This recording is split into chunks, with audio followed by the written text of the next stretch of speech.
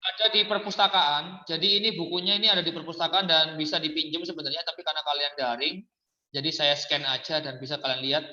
Jadi sejak dulu itu sebenarnya sudah ada ilmu anatomi. Kemarin ke anak farmasi saya tanya pertanyaan gini loh, ke anak farmasi gini. Dari mana dari mana orang yang mengobati, orang yang kasih obat pertama kali tahu bahwa obat itu dimasukkan lewat bagian tubuh tertentu gitu kan. Langsung nyerempet ke ternyata obat itu bisa dimasukkan lewat beberapa cara gitu kan. Nah, dari mana taunya? Karena di sana ada pembuluh darah, Pak. Oh, pembuluh darah. Kok tahu ada pembuluh darah? Ya dibedah. Lah, berarti anatomi kan bedah-bedah. Jadi akhirnya anatomi ini sangat penting gitu kan, termasuk di bidang farmasi. Oke, sekarang langsung aja ke aktivitas. Pertanyaan, langsung aja ke pertanyaan-pertanyaan. Enak ya, saya cuma ngelempar pertanyaan tinggal dijawab-jawab aja. Pernah lihat sembelih ayam atau sembelih sapi kurban atau daging kurban Idul Adha? Oke. Pak. Ya, nomor satu. Apakah setiap penyembelihan selalu di bagian yang sama? Ada nggak nyembelih itu kakinya dulu? Nggak ada, Pak. Nggak ada. Leher biasanya. Ya, kenapa mesti bagian leher sini dulu? Biar pembuluh darahnya Kalau terputus. misalnya kakinya dulu kan Pak, kan masih ada kepalanya tuh, dia masih bisa bergerak-gerak gitu, ya nggak sih? Ya. Pak, kalau misalnya dari leher kan itu kan ada pembuluh darah Pak, jadinya kayak cepet gitu nah Pak. Cepet apanya? Cepat mati, jadi tuh cepet mati. rasa sakitnya tuh cepat selesai. Oh, rasa sakitnya cepat selesai. Maka dari itu, kenapa nggak otaknya dibelah jeder? Otak kan juga langsung mati. Tidak, Pak. Atau jantungnya Kalau ditusuk. begitu, Pak, Jantungnya bisa sapi. ayam. Apa? Kenapa? Kenapa? Kan atau jantungnya sapi ditusuk gitu kan. Jerut. Jantungnya berhenti berdetak, mati kan sapinya kan. Kasihan Pak, itu namanya nyiksa hewan Pak. Oh, itu namanya menyiksa hewan, kasihan, gitu kan. Oke, berarti cara menyembelih itu sudah paling bagus untuk membunuh binatang yang digunakan untuk konsumsi dengan cara yang sebaik-baiknya. Oke, yang kedua. Pada saat menyobek perut ayam atau penyobekannya tukang sembelih daging, itu juga selalu dilakukan di tempat yang sama. Secara umum gambarannya adalah perut ini dirobek tengahnya, terus dibuka kulitnya, barulah disayat-sayat kayak gitu kan. Nah, dan mungkin nanti dipotong kakinya, terus kakinya dan isi perut dikeluarkan, dan secara umum begitu terus. Nggak pernah ada dibelah dua perut depan dan belakang gitu kan. Nah, kira-kira kenapa kok seperti itu? Belahnya seperti itu kenapa?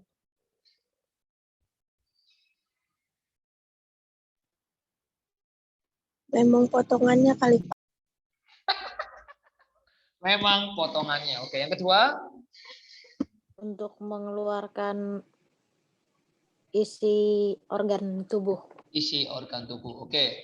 Karena itu adalah cara yang paling mudah dan cara yang paling sesuai ya untuk pemotongannya. Kenapa? Kalau kalian tahu ini kira-kira orang-orang yang menyembelih itu kalau memotong-motong itu ada yang dia kesulitan, ada yang dia enak gitu nggak sih? Jadi kayak orang ini udah ahli nih. Jadi dia kalau menyayat-nyayat itu cepat gitu loh. Tapi ada orang yang nggak paham, dia lama sekali lah itu. Kenapa kok seperti itu? Karena ada ruas-ruas tertentu yang memang mudah untuk dipotong, mudah untuk dipisahkan antara kulit dan dagingnya, sehingga mempercepat proses pemotongan daging itu kan. Kalau motongnya sembarangan ya nggak selesai-selesai. Idul Adha nyembelih pagi selesai besok hari itu kan lama sekali. Terakhir, apakah ayam selalu dipotong pada ruas-ruas tertentu? Kalau kalian pesan ayam penyet, ayam geprek, ditanyain nggak mau bagian apa Mbak? Ditanyain. Iya, ditanyain. Ditanyain. Terus artinya ayam potong itu selalu dikelompokkan menurut dada, sayap, punggung, paha atas, paha bawah seperti itu, benar ya? Sisanya ceker dan kepala, leher itu selalu dijual lebih murah. Kenapa kok seperti itu?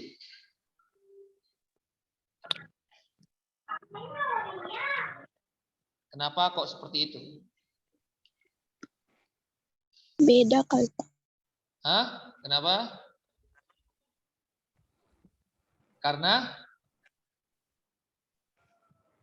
kenapa kok dipisahkan dada, punggung, paha atas, paha bawah? Kenapa enggak kepala sama dada jadikan satu gitu kan? Atau sayap sama dada nggak usah dipisah gitu kan?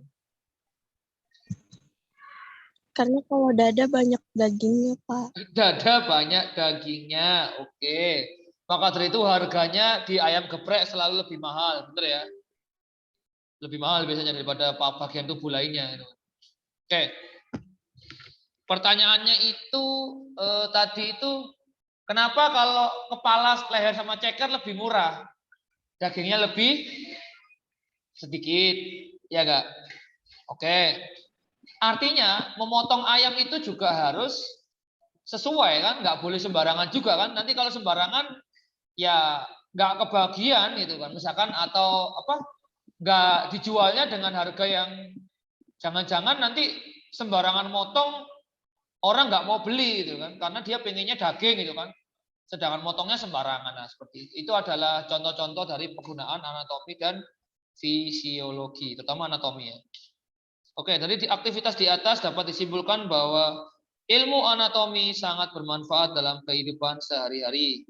Contohnya penyembelihan dan pemotongan hewan. Terus kalau di manusia itu mungkin untuk mengetahui bahwa kita ini kalau mengobati itu jadi tahu gitu kan. Ngobatinya di bagian yang mana gitu kan. Kalian pernah tahu pijat refleksi nggak? Tahu pijat refleksi nggak? Tahu Pak. Tahu totok wajah nggak? Apa sih namanya totok wajah itu? Facial ya. Apa sih namanya facial ya? Totok wajah tahu ya? Aduh, nggak tahu ya. Skincare, taunya skincare ya. Oke. Pijat refleksi itu yang dipijat apanya?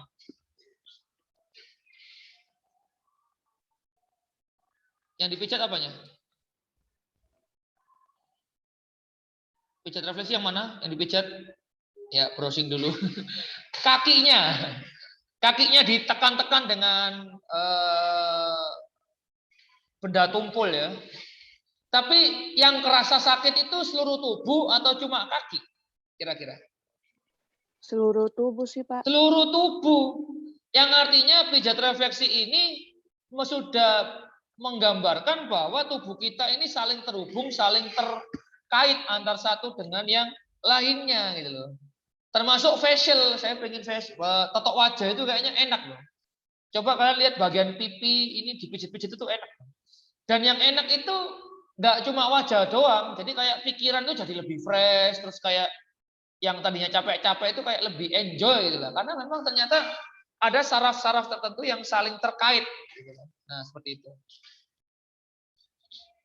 Oke nih, nah ini misalkan tadi ya, ayam dipotong menurut sendi antar tulang agar mudah dipotong, dalam merobek perutnya tidak boleh sembarangan.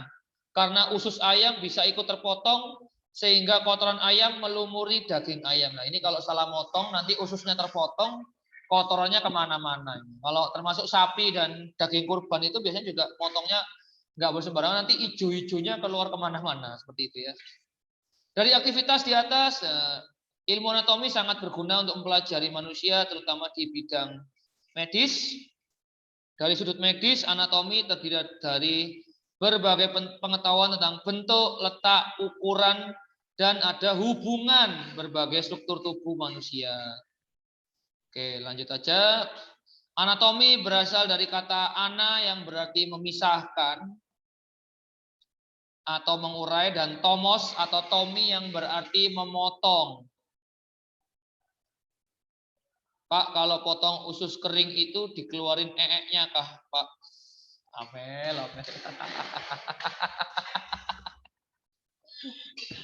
Oke. Untuk yang kalian ketahui tentang ini mungkin masuknya ke biologi yang ilmu peternakan ya. Ya, setiap bagian dari hewan itu setahu saya bisa dimakan atau dimanfaatkan ya. Maksudnya hewan yang memang dimakan ya. Kecuali mungkin darah. Kalau untuk yang muslim ya, kalau nggak salah darah itu haram. Darahnya. Tapi ternyata ada orang-orang tertentu yang menampung darah dari hewan itu dan dimasak, dimakan. Ada ya. Saya tahu karena waktu kecil nenek saya pernah bilang bahwa itu darah. Bahasa Jawanya adalah didih. Dan ada filmnya yang mana jualan itu. Nah, bagaimana dengan organ-organ tubuh yang lainnya?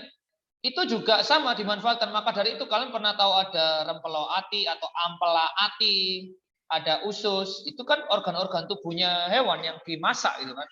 Bahkan ada paru-paru. Kalau kalian pernah makan nasi pecel, lauknya paru. Nah, sampai kalau orang Jawa rujak cingur, hidungnya sapi, mulutnya sapi itu dirujak itu. Hidungnya sapi, padahal saya kurang tahu ya, masih ada rambut-rambutnya itu. Saya kurang suka sih, nggak doyan. Tapi kalau paru-paru doyan, ampela ati doyan, usus doyan. Nah, bagaimana caranya ngambilnya? Ya dibersihkan sampai benar-benar bersih. Jadi kalau kita makan usus itu sebenarnya juga makan saluran pencernaannya sapi maupun ayam. Gitu. Loh Pak, itu kan isinya kotoran Pak. Ya dibersihkan. Mau gimana lagi? Bahkan sampai ada yang kalian pernah tahu sop buntut kan? Atau sop apa namanya, yaitu sayur sop buntut itu kan berarti buntutnya sapi dimasak gitu. Atau kalau kalian yang dari Jawa sempat ada omongan kalau makan brutu atau makan pantatnya ayam jadi sering lupa. Ini orang Jawa ya, biasanya. Tapi saya kurang paham juga. Iya, Pak. Bener ya. Artinya pantat ayam pun tetap dimakan sama manusia. Jadi hampir semua bagian tubuh hewan itu selalu bisa dimanfaatkan. Bahkan kepala sapi yang biasanya dibuang itu ada loh yang bisa masaknya dengan cara yang cocok ya. Ikan, kepala ikan aja ada yang masih dimasak, gulai kepala ikan. Artinya setiap bagian tubuh hewan itu bisa kok bisa Pak? Ya dibersihkan sampai bersih. Oke? Oke lanjut ya. Anatomi tidak hanya mempelajari ilmu anatomi adalah ilmu yang mempelajari struktur tubuh manusia dengan cara memotong atau mengirisnya. Tidak hanya mempelajari struktur tubuh saja, bagian dalam atau internal, bagian dalam internal maupun eksternal, tapi juga mempelajari hubungan fisik bagian tubuh dengan tubuh lainnya. Misalnya mempelajari organ jantung dan posisinya dalam tubuh. Sudah tahu ya tadi ya, posisinya di mana ya? Oke. Anatomi berhubungan erat dengan fisiologi. Kata fisiologi juga berasal dari bahasa Yunani.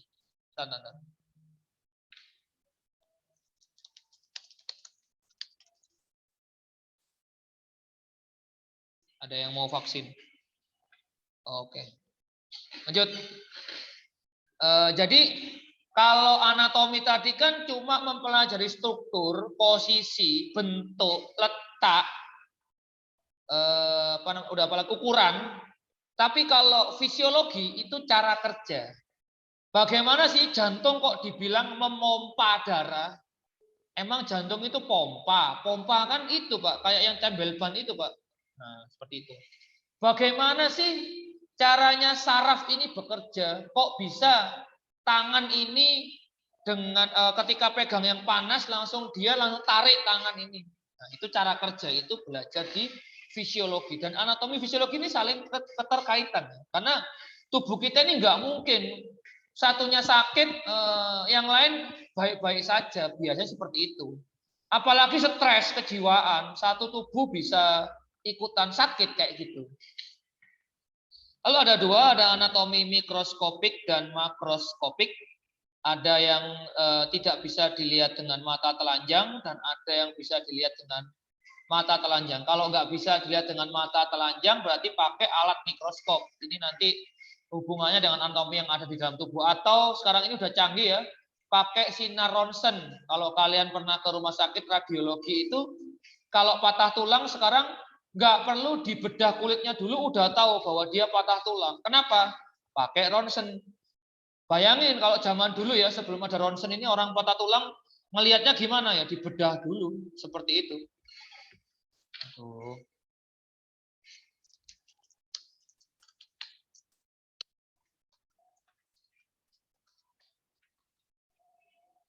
Oke? Oke ya.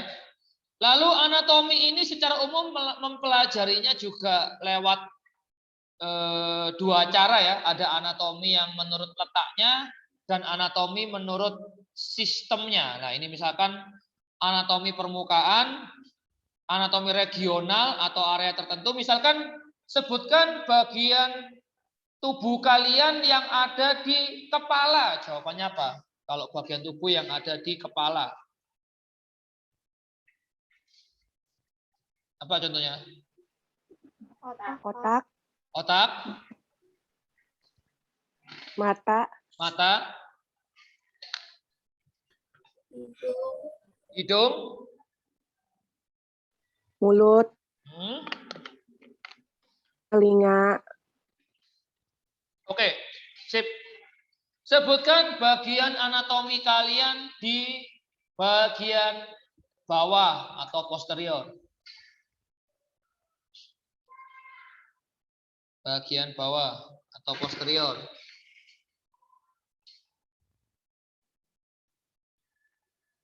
Kaki, benar ya?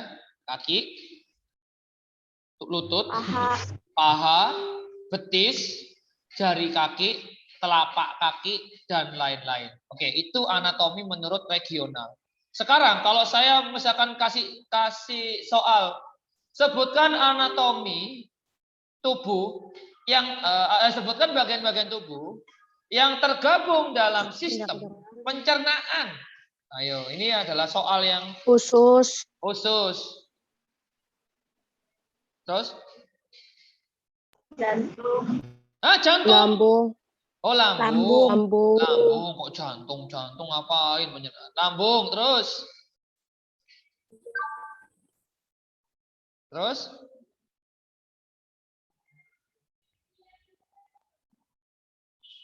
empedu, Empedu ya, oke, boleh empedu. Terus?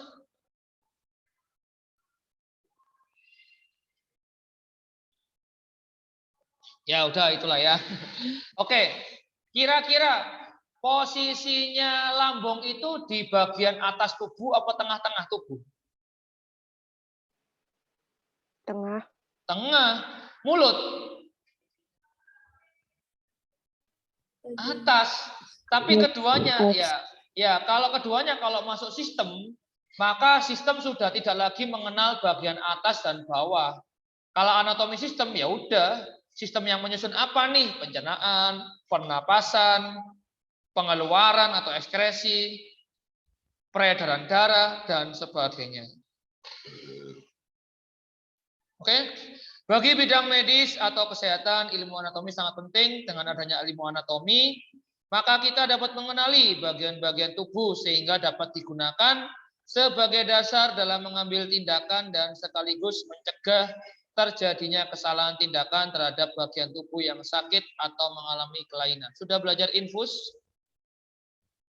Belajar infus sudah? belum, Belum. Pak. Pernah tahu orang dipakaikan infus? Pernah, Pak. pernah, Nah, dipasang di mana? Dipasang di mana biasanya selang infusnya yang nempel Punggung ke tangan. punggung tangan. Terus? Oke ya. Kemarin sudah vaksin? Sudah vaksin? sudah Sudah. Pak, Suntik di mana vaksinnya? di sebelah kiri, Lengan sebelah kiri. atas, Lengan kiri atas. Kenapa kok lengan kiri atas? Supaya obatnya ngalir. Mengalir ya. Supaya obatnya cepat mengalir, oke ya. Oke, kita langsung masuk ke bidang-bidang tubuh ya. Oke, ini sudah saya buka PowerPoint atau presentasinya. Yang artinya setiap tindakan medis atau tindakan yang dilakukan oleh para ahli itu sudah mempertimbangkan banyak hal. Mungkin ada yang pertanyaan iseng ya, Pak, kenapa vaksin nggak diminum aja, Pak? Kan sama-sama masuk ke tubuh, Pak. Iya, Pak. Iya, Pak, iya, Pak. Senang kalau vaksinnya diminum. Ya, karena ada mekanisme tertentu yang membuat vaksin itu lebih efektif kalau disuntikkan. Bapak ngerekam Pak? Iya dong, masuk konten nanti. Karena saya belum pernah ngajar anatomi fisiologi konten, jadi nanti Kita akan jadi konten pertama. Oke, udah ya. Tadi pengertian udah ya. Anatomi adalah ilmu yang mempelajari bentuk dan susunan tubuh secara keseluruhan maupun bagian-bagian serta hubungan antara alat tubuh satu dengan yang lain ya.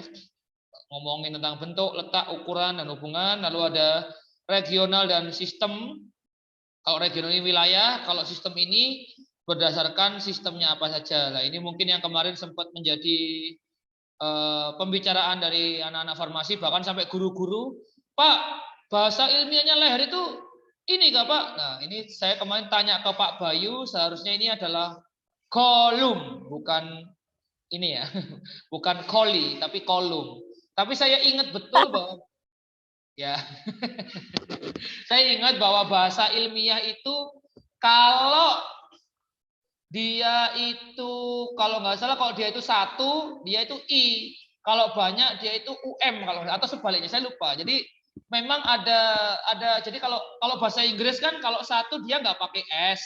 Kalau dia banyak kan ada ES atau S gitu kan. Nah, sama bahasa ilmiah juga kalau dia satu itu I, kalau dia banyak baru kalau nggak salah seperti itu. Jadi ini bacanya coli ya. Bahkan di tubuh kita sendiri itu sebenarnya sudah ada bakteri E. coli ya. Bacanya pakai K ya, bukan pakai C. Karena kalau bacanya pakai C ini artinya jadi aneh-aneh nanti ya. Untung anak 10+1 ini masih kecil semua ya, jadi nggak paham. Ya, anak 10+1 kan masih polos-polos semua, nggak paham ya. Masih cupu semua. Jadi iya, belum dewasa, jadi nggak tahu. Oke. Sekarang ini kranialis atau kepala ya bahasa ilmiahnya ya. Ini toraks atau dada. Ini abdomen, ada perut. Jadi ini bahasa ilmiah. Ini ada genitalia atau kemaluan. Ada yang namanya genital? Nggak ada ya. Ada teman kalian namanya genital? Ya, kalau ada yang temannya namanya genital, artinya itu adalah alat kelamin atau kemaluan. Makanya nggak ada yang namanya. Adanya genia atau talia. Kalau digabung ya ini namanya ini. Kalau ada ekstremitas inferior atau tungkai, kalau ekstremitas itu ada dua, ada ekstremitas atas dan bawah, ada ekstremitas superior atau lengan. Oke, nah ini ada vertebrae, vertebrata itu punggung, ada pelvis atau pinggul. Ini anatomi menurut regional atau wilayah lah. Sekarang anatomi menurut sistem. Ini selain yang sudah sering kalian hafalkan atau sering kalian mulai SD, SMP itu kan pasti pencernaan ya. Sampai hafal mulai mulut, lambung, usus kecil, usus besar, usus halus, usus 12 jari. Nah, lalu ada lagi respiratorius. Kira-kira bahasa Indonesianya apa nih respiratorius ini?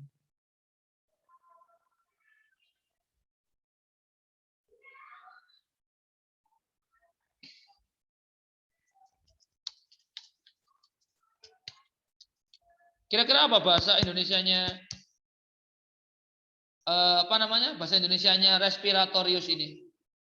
Sistem Pernapasan. Oke. Benar. Kalau kardiovaskular tadi Anggi ngomong kardiovaskular ya. Tentang apa berarti kardiovaskular itu? Kardio itu jantung, vaskular itu pembuluh darah. Oh, sistem pembuluh darah dan jantung. Oh, kardio itu bahasa ilmiahnya, bahasa medisnya jantung ya, kardio itu ya. Benar ya? Iya, iya benar. Kalau saya bahasa ilmiah saya jantung itu cor. Bahasa biolog sama-sama ilmiah, tapi yang ilmiah dipakai medis kardio, ilmiah yang dipakai ke sistem itu cor gitu. Kalau paru-paru kan apa paru-paru? Kalau medis apa paru-paru? Nggak tahu. Tidak tahu, Pak. Pulmo. Tapi nggak tahu ya, nanti kalau kalian nggak tahu ya, kalau nggak salah kalau paru-paru setahu saya pulmo, kalau jantung cor. Hati itu hepar, liver itu ginjal. Tapi saya kurang paham, pasti ini ada pemakaian-pemakaian tertentu di bahasa medis yang mungkin ada yang sama, ada yang beda. Kayak contohnya jantung aja kardio untuk bahasa medis. Oke, endokrin. Kalau endokrin ini sistem hormon. Jadi yang membuat kalian itu kecewa, sedih, bahagia, galau, itu adalah sistem hormon. Enggak, Pak. Saya loh sedih ya sedih aja, Pak. Enggak ya, sedih kan menurut kalian, tapi di dalam tubuh kalian itu mengeluarkan hormon-hormon tertentu yang memicu rasa sedih, terus kalian kayak tiba-tiba senang sendiri. Ya kayak salah satu dari kalian itu kan ada yang katanya kan tiba-tiba sedih sendiri, senang-senang sendiri, tiba-tiba bad mood, tiba-tiba delete kontak, tiba-tiba leave group, tiba-tiba terus balik lagi. Ada yang tiba-tiba senang kembali lah, itu normal itu. Ya, ada yang ketawa-ketawa tadi merasa berarti ya. Ya, ada yang senyum-senyum merasa bahwa tiba-tiba itu kayak benci seluruh yang ada di sekitarnya gitu kan. Teman-temannya nggak tahu Ya, apa-apa Kak, tiba-tiba. kayak Anggi. Orang saya nggak sebut nama kok. Kan siapa tahu selain yang disebut tadi ada juga yang seperti itu gitu loh. Yang artinya berarti sistem endokrin dari orang itu sangat bergejolak dan sangat dinamis gitu loh. Produksi hormon kesenangan, hormon kesedihannya itu bareng-bareng. Jadi di saat yang bersamaan itu nggak tahu mau ngapain, campur-campur. Karena hormon ini hormon endokrin ini letaknya macam-macam, ada di kepala, leher, ada yang di saluran kelamin dan sebagainya. Terus kalau yang pencernaan bahasa lokalnya adalah digestivus, bahasa ilmiahnya adalah digestivus. Digestif pencernaan berasal urinarius dari kata-kata urin, berarti saluran air kencing, pembuangan air kencing. Nah, kalau genitalia ini berarti sistem kelamin atau sistem reproduksi. Lalu yang kayak titan ini berarti sistem muskuloskeletal. Muskulo itu muskel itu bahasa Inggris artinya otot. Skeletal itu tulang-tulang, berarti tulang dan otot. Nervosum itu nerve, itu saraf, dan neurosensoris ini saraf. Lalu ini fisiologi, cara kerja, dan ini yang mungkin ini sudah dipelajari bagian istilah-istilah ini sudah. Pak. Oke, artinya kalian paham ya kenapa kok anatomi ini ada garis tengahnya yang bagi dua antara kiri dan kanan, atas dan bagi dua antara atas dan bawah, serta bagi dua antara depan dan belakang. Dan nama-nama platnya atau nama pembaginya itu ada beda-beda ya. Kalau kiri kanan itu sagittal, atas bawah itu transversal, dan depan belakang itu koronal. Berarti kira-kira nih, kalau kalian dibagi antara tubuh bagian kiri dan kanan, itu simetris atau tidak? Simetris. Simetris ya. Nah, ada nggak yang rambutnya belah pinggir? Berarti nggak simetris dong, kan lebih banyak rambut yang di pinggir. Ya, tapi secara umum simetris ya. Ada nggak yang agak berat sebelah gitu kan? Enggak ya, semuanya simetris ya. Oh iya, sudah kan? Sudah. Oh iya, sudah. Oke, yang artinya ini adalah pembagi bagian-bagian tubuh ya, termasuk atas bawah. Untuk apa tujuannya? Ya, memudahkan untuk mempelajarinya. Ini adalah istilah-istilah yang mungkin sudah sempat kalian belajar. Jadi ada beberapa istilah medis atau ilmiah yang sangat jauh, tapi insya Allah saya tidak akan terlalu suruh menghafal karena ya panjang. Kalau ngapalin ya harusnya butuh lebih banyak waktu. Nah, ini ada kanan dan kiri, dextra dan sinistra, anterior dan posterior, depan belakang. Lalu ada superior, super itu atas karena super ya. Lalu kalau dextra itu DE ini pakai K ini kanan A, sinistra ini I-nya 2 berarti kiri. Anterior A itu huruf paling awal, paling depan. Ingat postes. Postes selalu di awal atau di akhir? Di akhir, berarti di belakang. Posterior berarti belakang. Enggak pernah kan? Kan depannya kan pretest kan? Pretest tindakan, postes kan? Postes selalu di belakang, berarti posterior berarti di belakang. Lalu ada medial, pernah main game, kalau levelnya itu medium, berarti medium itu tengah-tengah kan? Isi, medium, hard, medium itu tengah-tengah, berarti kalau medium medial itu berarti tengah, mendekati garis tengah. Berarti kalau lateral menjauhi garis tengah. Terus kranial, kera itu tengkorak, kepala berarti ya. Terus ada proksimal dan distal, ada superficial dan profunda. Oke, baik. Sampai sini ada yang ingin ditanyakan karena waktunya juga udah mau habis. Udah habis ya, 9.36 malah. Oke, absennya langsung aja saya screenshot. Kelihatan aja kok yang sering nggak datang siapa. Kalau yang sering datang ya sudah masuk di screenshot. Oke, ada kesulitan dalam tugasnya? Yang belum ngerjain ini, ada kesulitan? Bilang dong, kalau susah tugas biologi 5 soal doang kok. Oke? Nggak ada? Nggak ada? Gampang ini anatomi soalnya. Ya, kalau anatomi kan kalau di perawat kan sudah dipelajari dalam mapel produktif. Jadi tinggal ngulang dikit dan sedikit banyak. Kalau saya sih sifatnya nalar kalian aja sih bagaimana memahami anatomi ini tidak hanya sekedar menghafal. Karena kalau hafalan itu butuh waktu lebih banyak, panjang itu ngapalin sesuatu itu dan ya mungkin berguna juga sih kalau kalian nanti ngapalin tindakan medis ya. Tapi kalau saya sih sekedar tahu fungsi, posisi, dan yang paling penting adalah pola pikirnya itu aja. Oke? Karena kalau saya dulu anatomi itu bedahnya bukan bedah manusia tapi bedah hewan. Saya akhirnya paham kenapa bedah kata itu harus dibelah bagian tengah jadi huruf Y terus dibuka kayak lemari sampai akhirnya saya pernah disuruh niup mulutnya kata. Kalau salah tiup itu yang ngembang bukan paru-parunya, yang ngembang lambungnya kata. Jadi waktu itu saya harus tahu katup yang menghubungkan antara ke lambung dan paru-paru gitu kan. Kalau benar tiupnya berarti yang ditiup adalah tenggorokan. Jadi paru-parunya kembang kempis, kembang kempis, kembang kempis. Tapi kalau salah itu lambungnya yang mengembang kempis. Jadi waktu itu kayak gitu. Sedikit banyak ngomongin tentang anatomi. Oke, tidak ada pertanyaan? Nggak ada? Ya moga-moga yang lagi bad mood segera mengeluarkan hormon kesenangan atau hormon bahagianya ya. Karena tidak baik untuk lama-lama bersedih dan sebagainya. Moga-moga yang kurang sehat segera sehat, bisa melakukan aktivitas dengan lancar atau normal. Tugas-tugas yang berat dicicil biar nggak numpuk. Kalaupun ada kesulitan silakan ngomong ke gurunya atau ke wali kelasnya biar ada bantuan.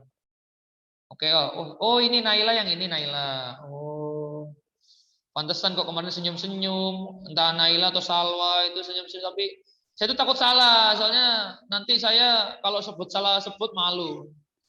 Kalau Anggi wajahnya udah khas ya.